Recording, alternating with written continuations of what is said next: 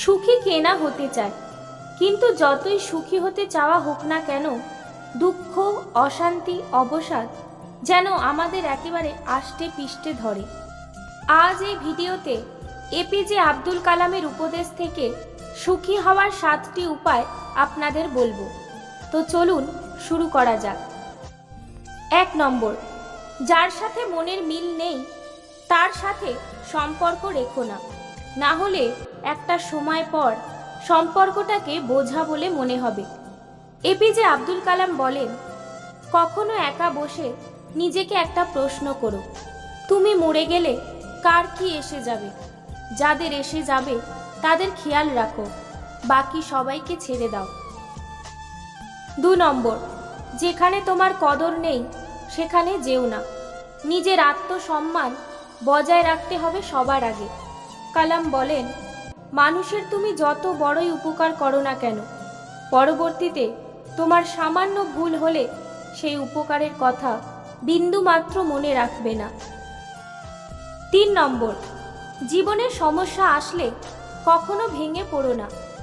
আব্দুল কালাম বলেছেন, জীবনে সমস্যা আসা প্রয়োজন, সমস্যা আছে বলেই সাফল্যের এত আনন্দ। 4 নম্বর, সত্য বললে যে রেগে যায় তার সাথে কথা বলো না।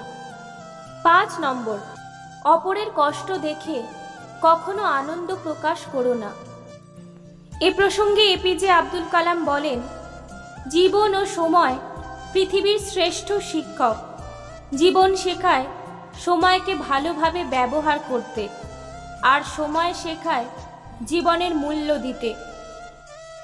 6 নম্বর, যে বোঝে না তাকে বোঝাতে যেও না, কারণ সে যেভাবে হোক তোমাকে ভুল প্রমাণ করার চেষ্টা করবে, তাই তাকে বুঝিয়ে কোনো লাভ নেই।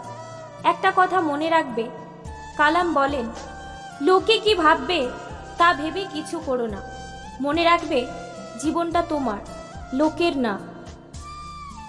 7 নম্বর, যারা আবহাওয়ার মতো বদলে যায় তাদের সাথে মেলামেশা করো না।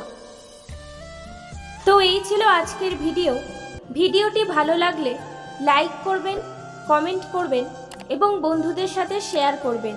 চ্যানেলে নতুন হয়ে থাকলে চ্যানেলটি সাবস্ক্রাইব করে পাশে থাকবেন।